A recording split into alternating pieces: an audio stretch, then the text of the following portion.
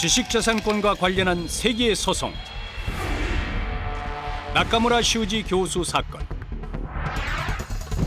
직무발명 제도를 공론화시킨 이 사건을 마무리하며 그가 남긴 한마디.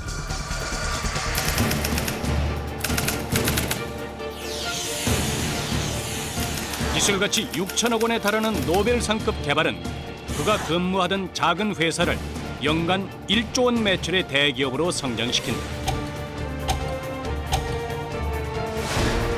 그러나 개발 당시 그가 받은 보상금은 고작 우리 돈 20만 원 정도. 슈지 교수는 퇴직 후 근무했던 회사를 상대로 2천억 원의 소송을 제기한다. 법원이 회사 측에 전액 보상 판결을 내리며 우리 돈 약 84억 원의 화해금으로 마무리한 소송. 직무발명 제도의 존재를 알린 역사적인 사건이었다.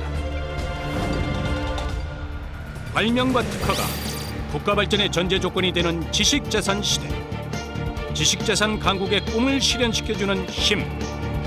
세계가 직무발명 제도에 주목하고 있다.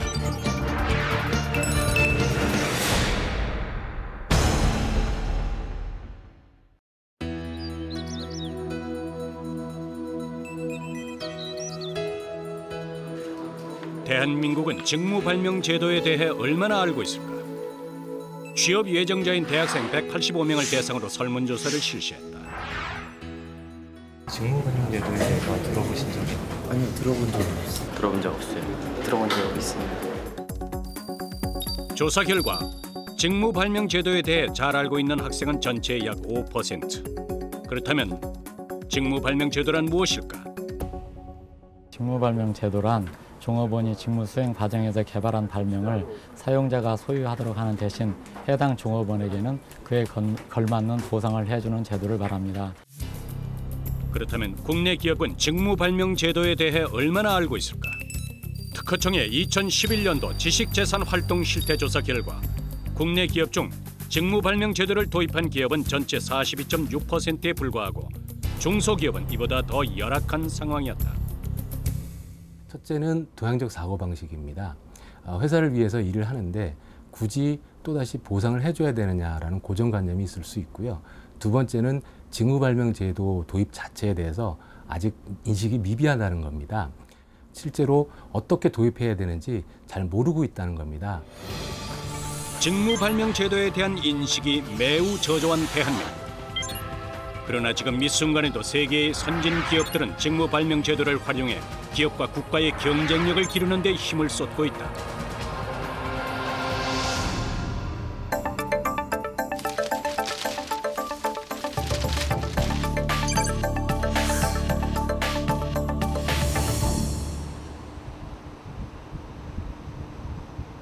뿌리 깊은 전통의 기업들이 강력한 경제를 꽃피운 나라. 유럽 경제의 맏형이라 불리는 세계 4위의 경제 대국 독일. 지구 전역에서 연간 110조 원 이상의 수익을 창출하는 독일 뮌헨의 상징, 세계 엔지니어링 산업의 거인 지멘스를 찾았다.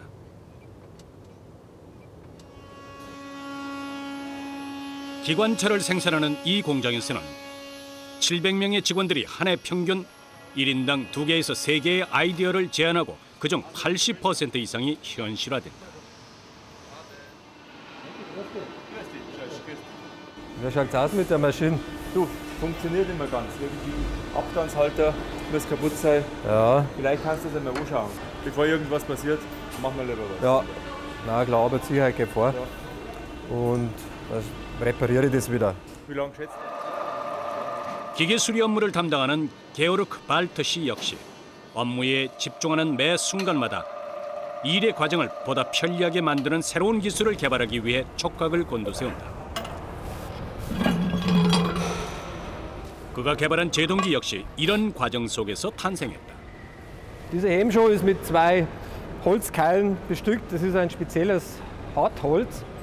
Der Halter ist noch mit Magneten bestückt, damit er leichter hält. Dieser hat 1 Kilo und kann mit einer Hand ganz leicht untergelegt werden. Fertig. Ja, die Prämie war, ich habe einen schönen Tagesausflug mit meiner Familie machen können. zum schönen Schliersee. Und das Ganze motiviert natürlich schon, wenn man das prämiert wird, wenn der Mitarbeiter mitdenkt. 이 공장의 직원들은 단순히 주어진 업무를 실행하는 것에 머무르지 않고 모든 업무 과정을 효율적으로 개선하고 발전시키는 과정에 매우 익숙하다. 이 모든 원동력은 지멘스만의 직무 발명 제도인 3I 프로그램. 단순하게, 빠르게, 효과적으로라는 모토에 걸맞게 아이디어를 제안하고 실현시키는 동안 불필요한 절차 없이 실용성 여부를 확인하는 과정으로만 진행한다. Wir halten die zweimal in der Woche ab, also dienstags hier und donnerstags in der anderen Halle. Also dass die Leute den aktuellen Stand der Dinge wissen, vielleicht bei welchem Gutachter hängt das Ganze noch.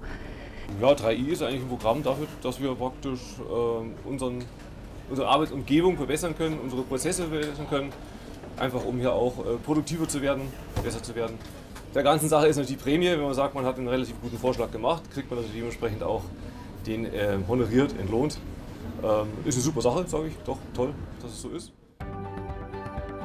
지속 가능한 기술 개발을 경영 제1의 원칙으로 삼고 있는 지멘스는 1910년에 제정한 기업적 제한 제도를 모태로 3I 프로그램이라는 직무 발명 제도를 탄생시켰다. 3I 프로그램 덕분에 지멘스는 150만 개가 넘는 발명을 창출할 수 있었다. Zum einen gelingt es uns im Rahmen dieser 3i-Initiative ein sehr aktives und nachhaltiges Engagement unserer Mitarbeiter für die Belange unseres Werks, für tägliche Verbesserungen in unseren operativen Abläufen sicherzustellen. Der zweite Punkt ist, dass wir aber natürlich auch als Werk selbst direkt davon profitieren. 유럽 특허청 발표 2011년 총 2235건의 특허 출원을 기록한 지멘스.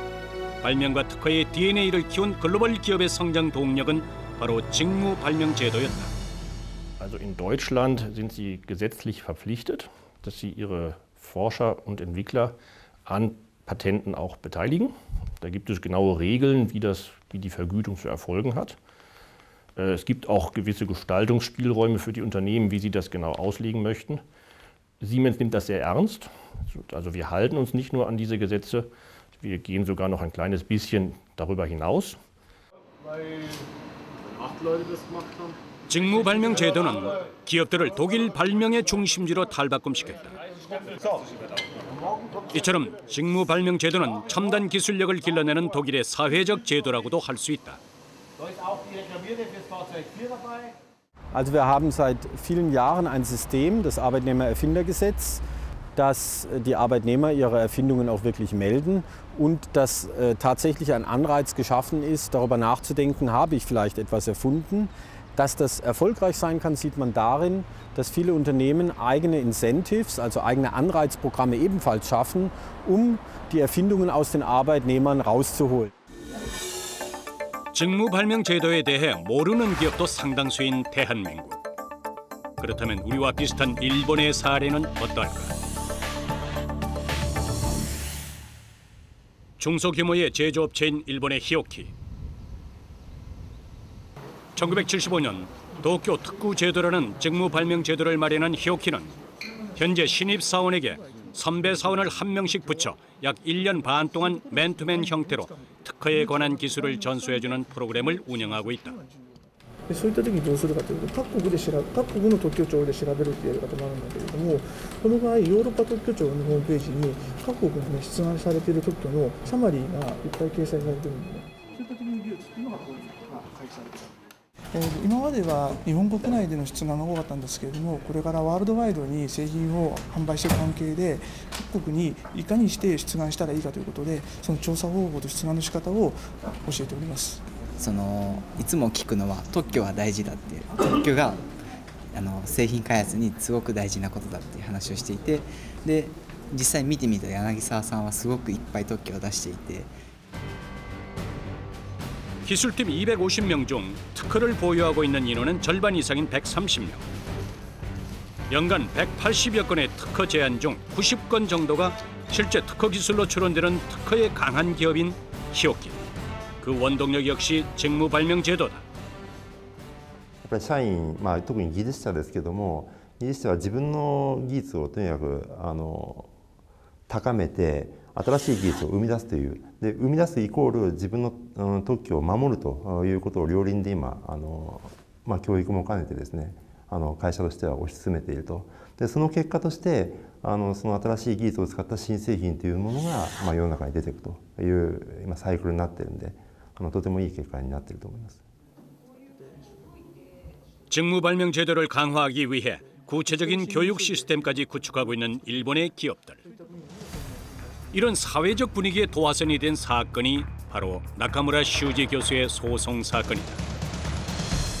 3つぐらいありますけど、まず発明者は非常に重要であるということを日本社会で強くアピールしたと思います。